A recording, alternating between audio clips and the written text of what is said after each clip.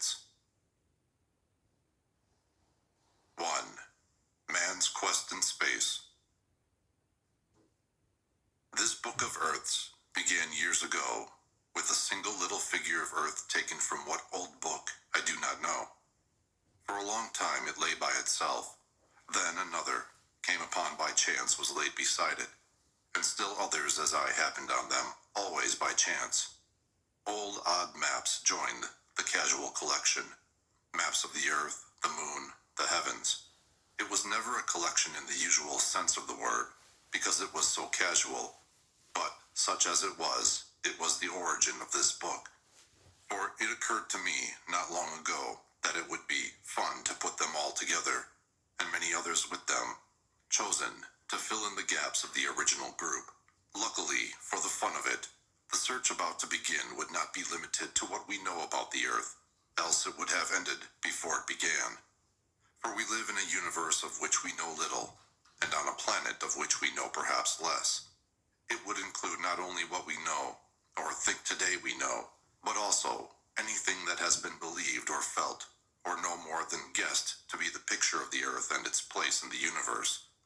It would include not only science, modern and ancient, but tradition, the older the better. Diagrams or pictures based on little more than folklore, cosmogonies of religions great and small, cosmogonies of philosophers, of poets, and of savages.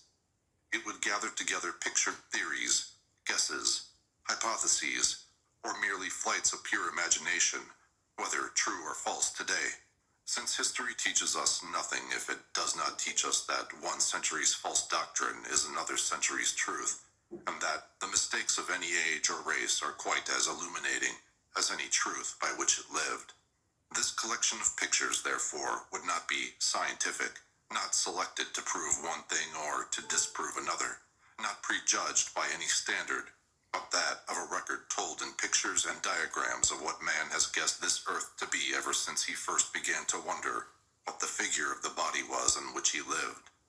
It would be free play through sources, once those sources were discovered, play unhampered by any necessity for judgment or criticism, since what was sought was the record only. And so the search began, and the story of the search is personally as interesting as what it uncovered. It would be endless. That was clear from the beginning, and so it must be made deliberately brief. It could not include everything, even if everything came promptly to the surface. But there were highlights in the record, and these began to show dimly from the first. The rest was a matter of blazing an unpathed trail that would lead to the goal, the record. But that must allow for twists and turns, bypaths, now and then blind alleys in which often, as it proved, lurked the tip that had been lacking when one turned into them. More and more as the search went on, and one figure of Earth was added to another, it seemed worthwhile to bring a large number of them together. Inevitably, in such a collection of man's attempts to draw the planet on which we live and its relations to the heavenly bodies by which it is surrounded, there would be surprising similitudes, identifications, recognitions, even a queer unity. There would be, too, in such a collection, enormous differences, opportunity for endless comparison, and endless wondering over the figures imagined by those supremely courageous men, the questioners of space. They are the men, anywhere, at any time, who have looked up at the unanswering heavens and asked, what and whence and why are those lights in the sky? Who have looked down at the unanswering earth and asked, what is this land that forever gives everything, even to me my life, and forever takes everything, even from me my life? What are these waters around it that sustain its life and mine? This fire within it that pours through its mountaintops and heats its boiling springs, whose spark lies still within the rock and wood from which my fathers' fathers first struck out their own first fire? What is this air I breathe that is around the earth and within it, in its secret caves? What is earth, and what am I? They are the men who have questioned, not idly, but unceasingly, knowing all the while that to the tiny questioner below there is no great answer above, that any answer to the questions born of the speck in space, that is man, must be born in its turn of just his questions, nothing more, nothing less. There is no equipment for this lonely quest. There is only man, the questioner, and the universe, the great question. The answer lies within man himself. If ever we once realize this, we can never call them anything but supreme adventurers, those men curious enough to wonder enough, to question enough, to guess at last boldly enough to say, perhaps it is like this, and set down the image, even though it is no more than a small triangular peak of land rising from a watery waste, with the arch of the heavens above it, and between it and heaven, the sun and moon and stars. For guesswork is the beginning and the end of knowledge, man's own answers to his own questions. They may be right or wrong, but they are his. Today we give scientific guesses a statelier title. We call them hypotheses. They are nothing more than guesses shot into still unanswering space. The hypothesis, for instance, that the earth is an island, plain, mountain, or whatever, was first advanced when the first man of the first race drew the first figure of earth. The guess, only that the figure of earth is an oblate spheroid, is of our own era. Our hypotheses are continually changing. One supplants another, and is in its turn discarded for a new or an old one. And this has been the history of knowledge ever since that remote and notable day when the first brain, by sheer pressure of questioning, focused in a point that exploded into a guess. It is the process of induced thinking that has carried man on. The heavens and the earth have continued to revolve whether his answers are right or wrong. Man could not equip himself for this quest in space, but he had been equipped after a fashion. He had a few resources, a few means. First of all, long before science told him that he had within his body vestiges of all the life strata of the world, he had a vague knowledge that he is an integral part of the universe. And because he is a part of the universe, he had a vague knowledge of truth, or of segments of truth. He had numbers, he had signs, he had characters, he had symbols, all of these drawn in the heavens before he drew them on earth. He had words. He had the capacity to be curious, the capacity to wonder, the capacity to draw analogies between unseemingly unrelated things. From this scant handful of means his faculty for guesswork developed. This is his whole story of all his perceptions of the universe and of his planet. For he has continuously dared the great adventure, and has returned sometimes with pure gold.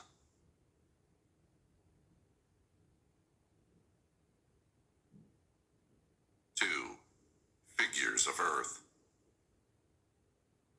The belief that the universe is composed of 5 great elements is untraceably old.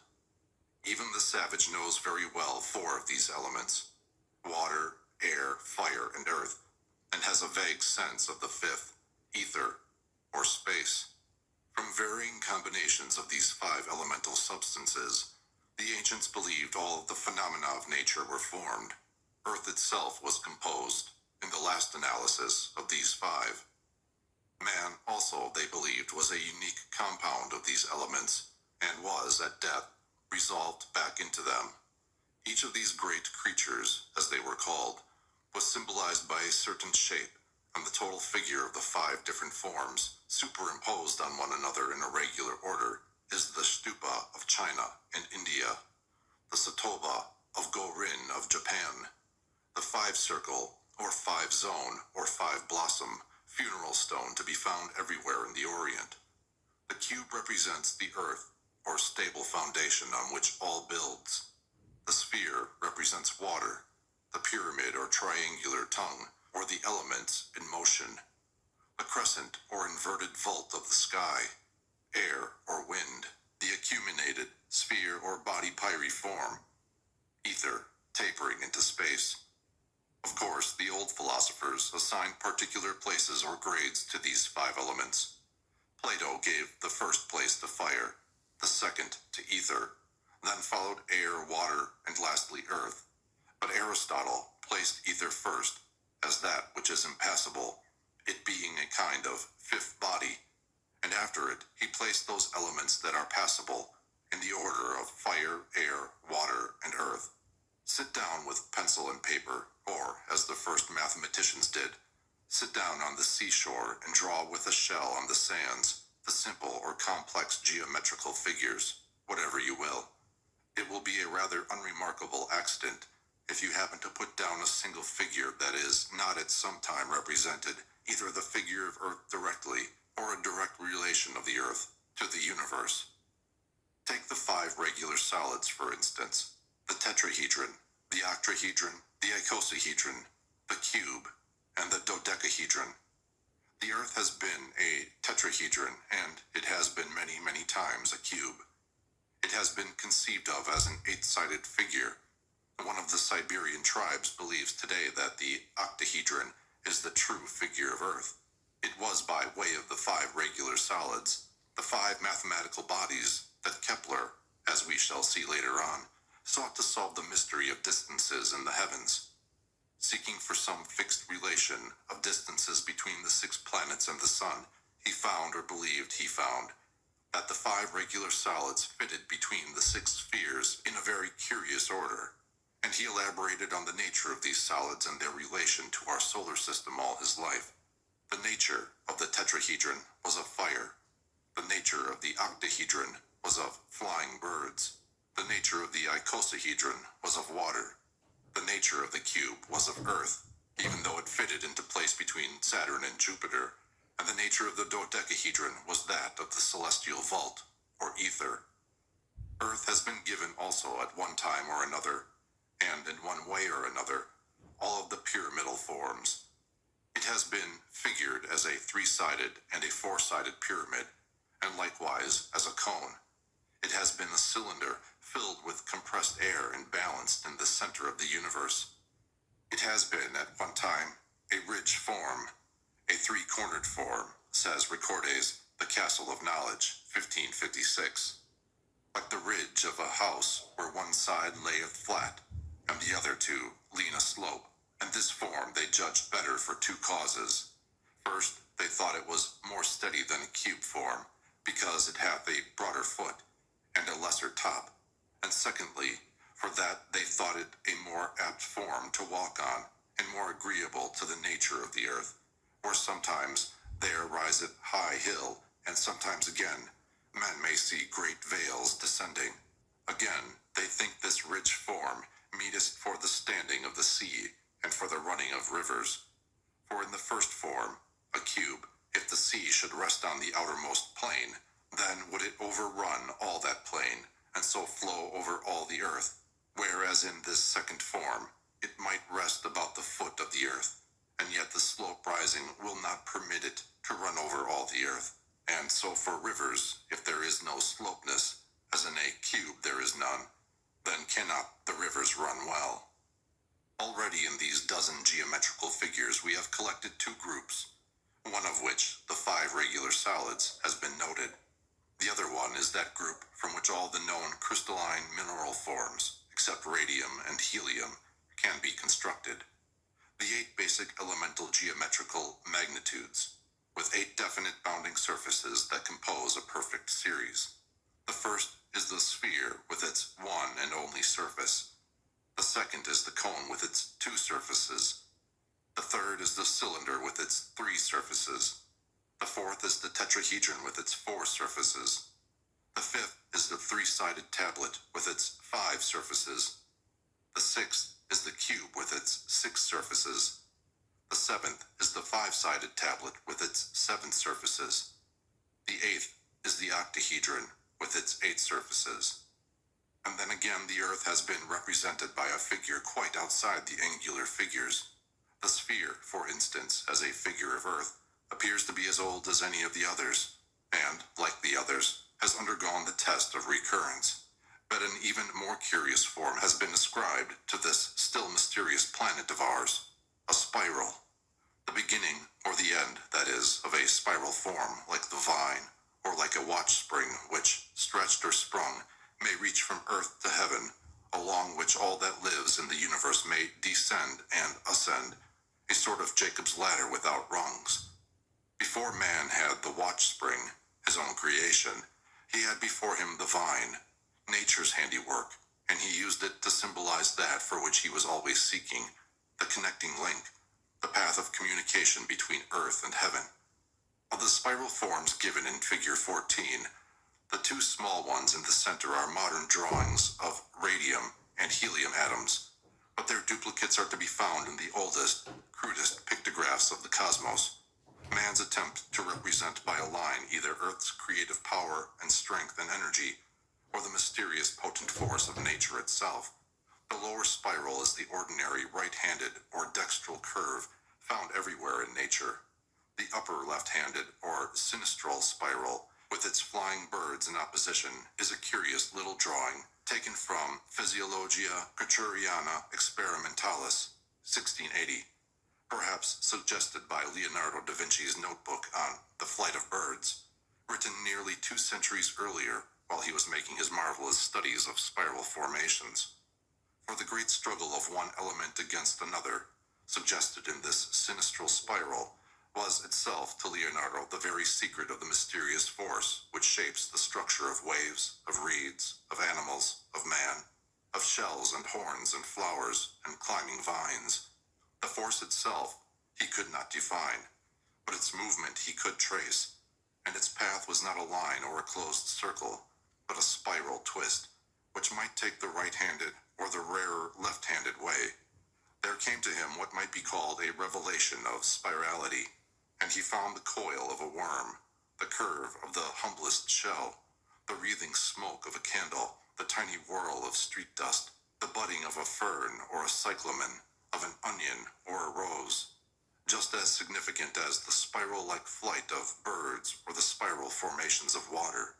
Of thousands of years before him, ancient temples and tombs and sacred rocks had been engraved with significant studies in spiral forms, many of those of the Eastern world based beyond all doubt on the struggle of the lotus with the elements and on the analogy of the lotus to the earth, even to the cosmos itself. The ancient stupa was not only a symbol of the 5 great elements, but it was also for the Orient an almost literal drawing of the lotus plant, rooted in earth, climbing through water by grace of its inner fire to air, lifting there its acuminated spherical bud, and blossoming with a spiral twist into space. To the ancient mind, the secret path of nature's immortal force was always most significantly symbolized by a spiral line, and it was suggested in 1,000 ways. A sphere or a hemisphere may be a solid body, or it may be merely a shell, and Earth has been again many times imagined as a half shell, swimming like an upturned basket or boat on the surface of limitless waters, not sinking because its concavity was filled with air which, pressing on the water, balanced the hollow shell. Or again, Earth has been, and is still today, believed by some to be a plain flat. They fantasized, wrote old Recorde, that it would rest most steadily, and so it was very easy to walk on. We are, he adds, more beholden to those men for devising our easy walking than we are bound to them for their wise doctrine. The 4th sect, fearing least by this opinion they should loose the sea and all other waters, imagined the form of the earth more apt to hold water than devise it hollow like a bowl. It was always a problem for the early designers of the figure of earth to account for the support of the heavens, and this idea of the habitable earth, hollow like a bowl, was much more clearly and generally expressed by figuring the earth as a flat disk, or plane, surrounded by a continuous mountain wall on which the heavens rested. Only 1,400 years ago, with the theory of the spherical earth the prevailing scientific one, but with all its vexing by-problems unsolved, not only that of an unsupported sky, but of men forced to walk like flies on the opposite ceiling of the earth, one cosmogonist, Cosmus Indicopleustus, disposed of the whole matter by simply enclosing the entire visible universe in a hollow rectangular box and shutting down the lid.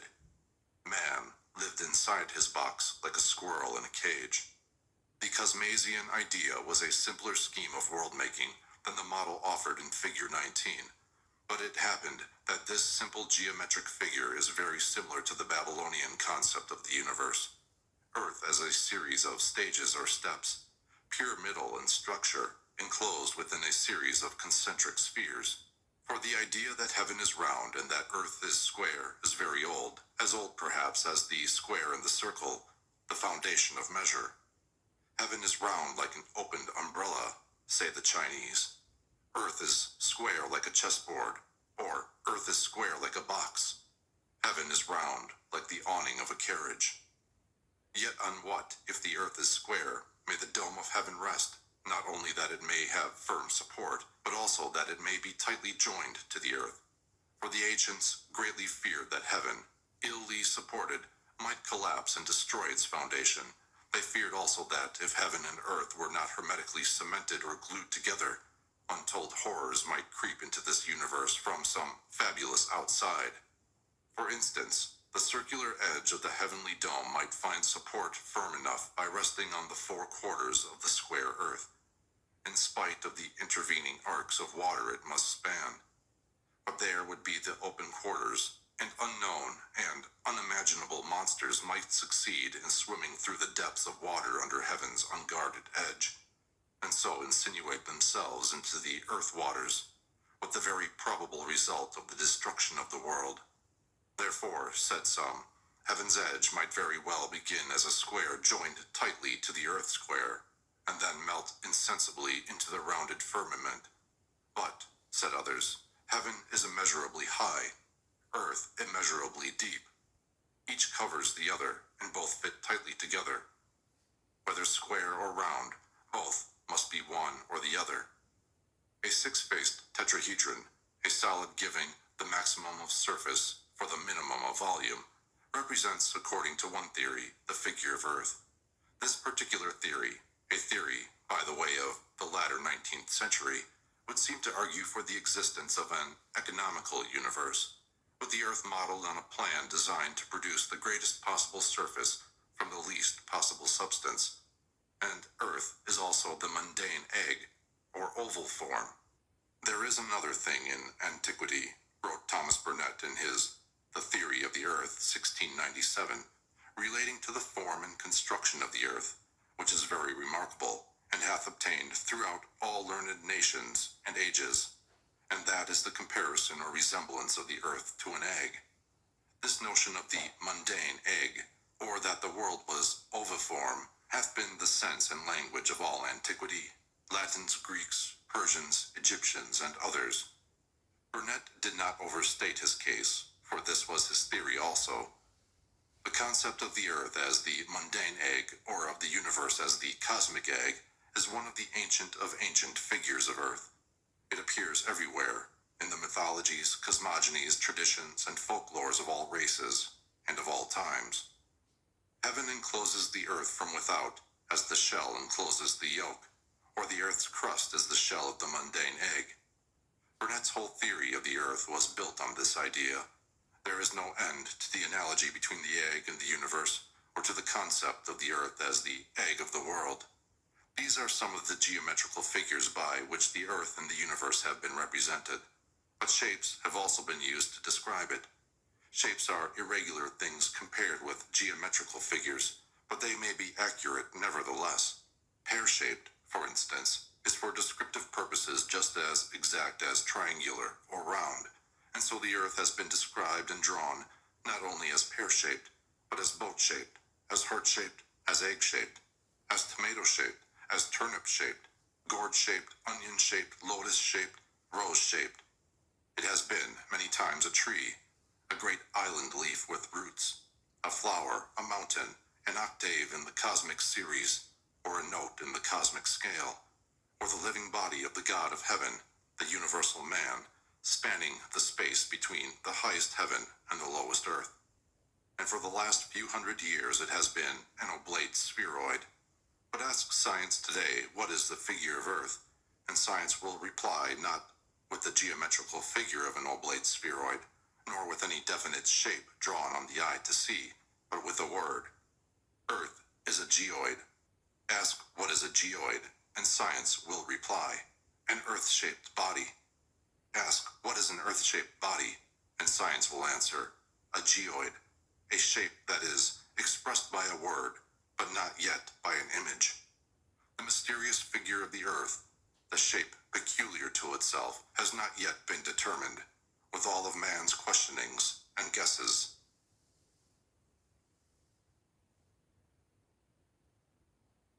3. Creation of the world.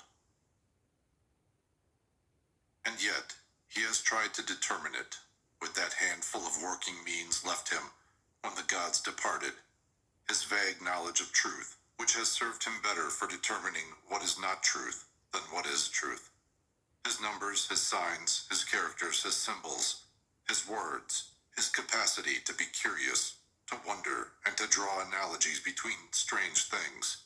This was his equipment when he first began to question space, and from this tiny handful of resources, all the creation stories of the world arose. Their outlines are remarkably the same. First of all, a primordial substance and a former to mold it. They sometimes called these two first forces the maker and the molder, each contained within the other, but at rest. Then, out of stillness came motion, out of motion, light, out of light, all created things. After creation, evil, and after evil, the deluge. Out of the deluge, the mountaintop, and out of the ruins of the old earth, the new. Many of the creation stories are familiar, but here are two which are almost unknown to the Western world, though one of them is of that very world itself. The first comes from Asia, land of the oldest recorded thought we have. At least, nothing older is recognized as coming from any other source. The second is of America, youngest, historically, of all the continents, with all her prehistoric past practically stripped of records. The first is in words, one of man's most magnificent guesses at the original combining of the great elements which produced the earth. The second is told in glyphs, or pictographs. The first is taken from the Sanskrit Mahabharata, the second from the Walam Olam of the Lenape or Delaware Indians, a branch of the great Algonquin stock, which roamed from east to west and west to east in North America, and styled itself the sacred people, the mound builders. Vergu, in the Sanskrit epic, is answering the question, by whom was this world with its oceans, its firmament, its mountains, its clouds, its lands, its fire, and its winds created? He replies that, first of all, the primeval being, Manasa, created a divine being, Mahat. Mahat created consciousness. That divine being created space. From space was born water, and from water were born fire and wind. Through the union of fire and wind was born the earth. Then follows a song to Mahat. The mountains are his bones. The earth is his fat and flesh. The oceans are his blood. Space is his stomach. The wind is his breath. Fire is his energy. The rivers are his arteries and veins. Agni and Soma, otherwise the sun and the moon, are called his eyes. The firmament above his head. The earth is his 2 feet. The cardinal and subsidiary points of the horizon are his arms. Without doubt, he is incapable of being known, and his soul is inconceivable. Of the extent of the firmament, of the surface of the earth and of the wind, Vergu said, the sky thou seest above is infinite. The sun and the moon cannot see above or below, beyond the range of their own rays. There where the rays of the sun and the moon cannot reach are luminaries, which are self-effulgent, and which possess splendor like that of the sun or of fire. This space which the very gods cannot measure is full of many blazing and self-luminous worlds, each above the other. Beyond the limits of land are oceans of water. Beyond water is darkness. Beyond darkness is water again, and beyond the last is fire. Downwards, beyond the nether regions is water. Beyond water is the region belonging to the great snakes. Beyond that is sky once more, and beyond the sky is water again. Ever thus, there is water and sky alternately without end. Formerly, there was only infinite space, perfectly motionless and immovable. Without sun, moon, stars, and wind, it seemed to be asleep. Then water sprang into existence, like something darker within darkness. Then from the pressure of water arose wind, as when an empty vessel without a hole appears at first to be without any sound. But when filled with water, air appears and makes a great noise. Even so, when infinite space was filled with water, the wind arose with a great noise, penetrating through the water. That wind, thus generated by the pressure of the ocean of water, still moveth, coming into unobstructed space. Its motion is never stopped. Then, in consequence of the friction of wind and water, fire possessed of great might and blazing energy sprang into existence, with flames directed upwards. That fire dispelled the darkness that covered space. Assisted by the wind, fire drew space and water together. Indeed, combining with the wind, fire became solidified. While falling from the sky, the liquid portion of fire solidified again and became what is known as the earth. The earth, or land in which everything is born, is the origin of all kinds of taste, of all kinds of scent, of all kinds of liquids, and of all kinds of animals. The Walam Olam, or red score, of the Lenape, at first in that place, at all times above the earth. On the earth was an extended fog, and there the great Manito was. At first forever lost in space, everywhere the great Manito was. He made the extended land and sky. He made the sun, the moon, the stars. He made them all to move evenly. Then the wind blew violently, and it cleared, and the water flowed off, far and strong, and groups of islands grew newly, and there remained. Anew spoke the great Manito, a Manito, two Manitos, to beings, mortals, souls and all, and even after he was a Manito to men, and their grandfather. He gave the first mother, the mother of beings. He gave the fish, he gave the turtles, he gave the beasts, he gave the birds. But an evil Manito made evil beings only, monsters. He made the flies, he made the gnats. All beings were then friendly. Truly, the Manitos were active and kindly. To those very first men, and to those first mothers, fetched them wives, and fetched them food, when they first desired it. All had cheerful knowledge, all had leisure, all thought in gladness.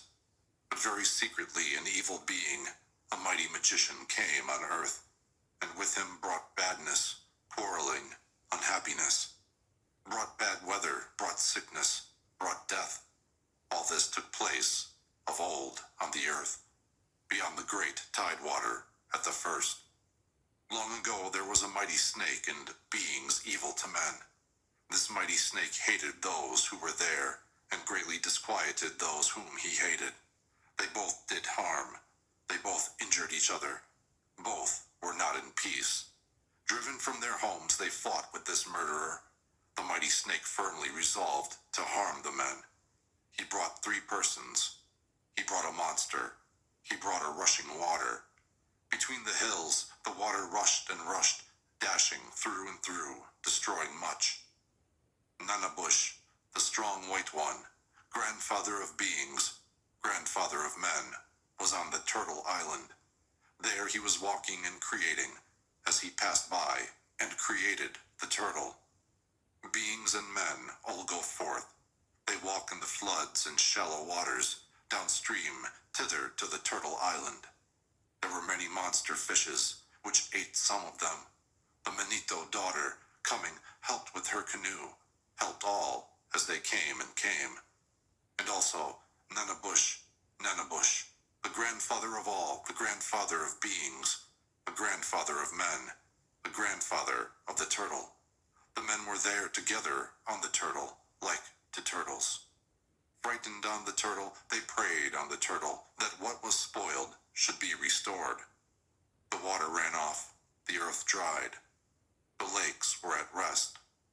All was silent, and the mighty snake departed.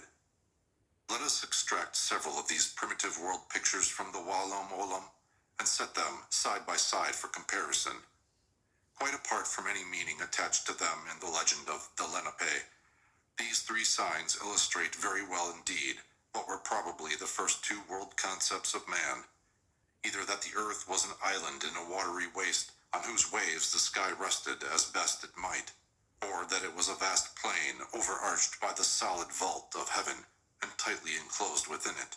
The first of the three needs only a writhing sea serpent inscribed beneath it to illustrate that heavy fear of primitive man, that portentous monsters, slipping through the deepest depth of the ocean, might creep under the edge of the firmament to work evil on earth. So little has ever been done with these Lenape pictographs, as Dr. Brinton himself admits, that it is impossible to speak with certainty about the real meaning of any of them, and it is only a hazardous guess to suggest that figure 29, the last sign of the deluge story, the water ran off, the earth dried, the lakes were at rest, all was silent, and the mighty snake departed, may represent the ocean surrounding the earth as barred, perhaps forever, against the mighty snake which had wrought such desolation.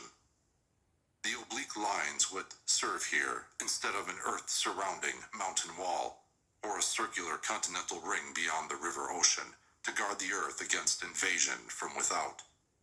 In any case, here are primitive representations of mountains of the world. The first earth, before, and the first earth, after the deluge, and of that other first concept of the earth as a vast plain, overarched by the solid vault of heaven. There is another creation story that we might glance at here, because it contains so many notions of the beginnings of things that are extraordinarily similar to other ideas we shall meet later on.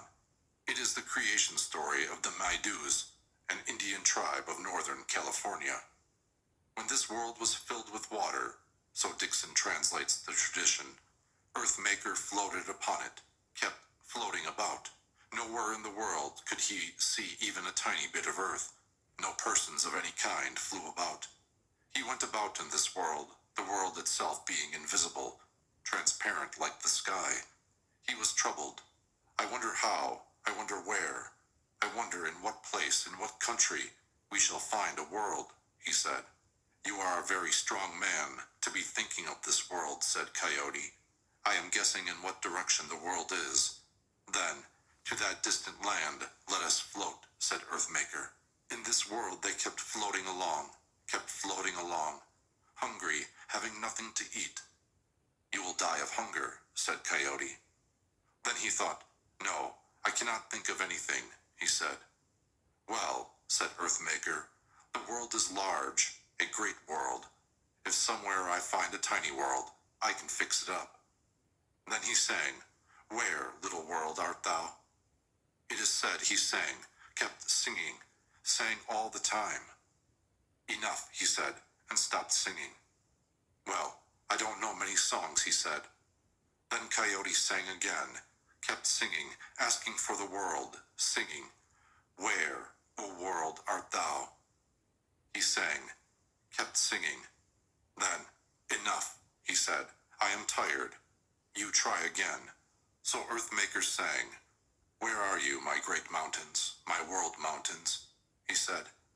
He sang, and all the time kept saying, Where are you? He stopped singing.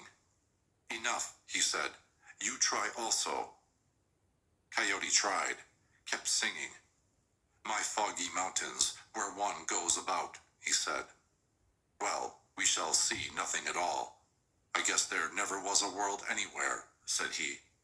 I think if we find a little world, I can fix it very well, said Earthmaker. As they floated along, they saw something like a bird's nest. Well, that is very small, said Earthmaker. It is small. If it were larger, I could fix it, but it is too small, he said. I wonder how I can stretch it a little. He kept saying, What is the best way? How shall I make it larger? So saying, he prepared it. He extended a rope to the east. To the south he extended a rope. To the west. To the northwest. And to the north he extended ropes. When all were stretched, he said, Well, sing, you who were the finder of this earth, this mud. In the long, long ago, Robin Man made the world, stuck earth together, making this world. Thus mortal man shall say of you in myth-telling. Then robin sang, and his world-making song sounded sweet. After the ropes were all stretched, he kept singing. Then, after a time, he ceased. Then Earthmaker spoke to Coyote also. "Do you sing too?" he said. So he sang, singing, "My world, where one travels by the valley edge. My world of many foggy mountains. My world where one goes zigzagging hither and thither, range after range," he said. "I sing of the country I shall travel in. In such a world I shall wander," he said. Then Earthmaker sang of the world he had made, kept singing, until by and by he ceased. "Now," he said, "it would be well if the world were a little larger. Let us stretch it." "Stop," said Coyote. "I speak wisely. This world ought to be painted with something so that it may look pretty. What do ye two think?" Then Robin Man said, "I am one who knows nothing. Ye two are clever men, making this world, talking it over. If ye find anything evil, ye will make it good." "Very well," said Coyote. "I will paint it with blood. There shall be blood in the world, and people shall be born there, having blood. There shall be birds born who shall have blood. Everything, deer, all kinds of game, all sorts of men without any exception. All things shall have blood that are to be created in this world. And in another place, making it red, there shall be red rocks. It will be as if blood were mixed up with the world, and thus the world will be beautiful," he said. "What do you think about it?" "Your words are good," he said. "I know nothing." So Robin Man went off. As he went, he said, "I shall be a person who travels only in this way." And he flew away. Only after all this was accomplished did Earthmaker, commanding Coyote to lie down on his face, began to stretch the world. With his foot he extended it to the east, to the south, to the west, to the northwest, and to the north. And yet again, saying to Coyote, "Do not look up, you must not," he stretched it again, as far as it would go in the 5 directions. Then Coyote, rising, began to walk to the eastward side, and Earthmaker, after describing the entire circuit of the world, returned to the spot from whence he had set out, and began to prepare things. He made men of different colors, 2 of each kind only, and as he made them in pairs, he counted them. Then he counted all the countries, and as he counted them, assigned them, gave them to the countries. "You are a country having this name. You shall have this people," he said. "This sort of people, naming you, shall own the country. These people shall grow, shall keep on growing through many winters, through many dawns.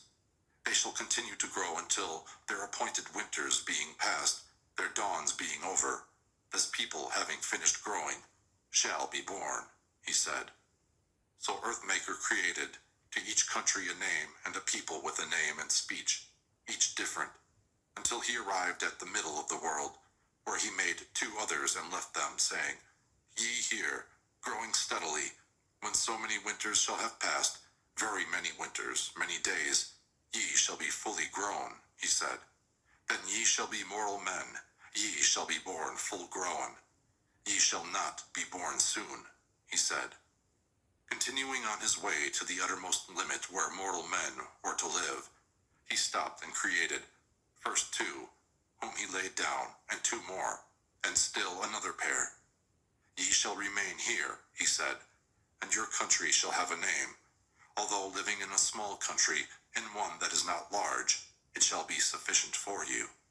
This I leave, and growing continually, ye being fully grown shall be born," he said. "Then your food will grow, different sorts of food, all kinds of food, and ye being born with sufficient intelligence will survive," said he. Then he pushed them down under a gopher hill. He spoke again. "Ye too shall possess a small country. Come now, leave this country. This ye must not say to others wishing to take this land. Ye shall be people who will not drive others away, driving them off to another country. Ye shall be different. Ye shall name your country."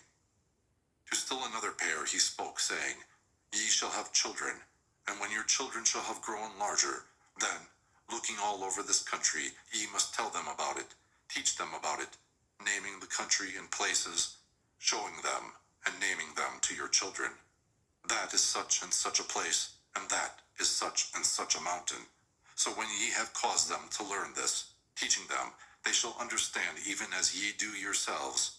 Then, placing them between his thumb and finger, he snapped them away. And when he had given countries thus to all that he had counted out, there was one pair left. Ye also, ye shall be a people speaking differently. There will be a little too many of you for you to have the same sort of a country also. So ye shall have that kind of a country, a great country, he said. Now wherever I have passed along, there shall never be a lack of anything, he said, and made motions in all directions. The country where I have been shall be one where nothing is ever lacking. I have finished talking to you, and I say to you that ye shall remain where ye are to be born. Ye are the last people, and while ye are to remain where ye are created, I shall return and stay there. When this world becomes bad, I will make it over again, and after I make it, ye shall be born, he said. Long ago, Coyote suspected this, they say. This world will shake, he said. This world is spread out flat. The world is not stable. After this world is all made, by and by, after a long time, I will pull this rope a little. Then the world shall be firm. I, pulling on my rope, shall make it shake. And now, he said, there shall be songs. They shall not be lacking. Ye shall have them. And he sang, and kept on singing until he ceased singing. Ye mortal men shall have this song, he said. And then he sang another, and, singing many different songs, he walked along, kept walking until he reached the middle of the world. And there, sitting down over across from it, he remained. But in making the world, Robin Man sang that which was pleasant to hear. He, they say, was the first created person, a man whose song passed across the valleys, a man who found the world, a man who in the olden time sang very beautifully, sounding songs. An earth-maker, going along and having passed by the middle of the world, made a house for himself and remained there. That is as far as he went. That is all, they say. No one, no man, no woman, no child should ever have to drink green water with bugs, with algae, with disease in it.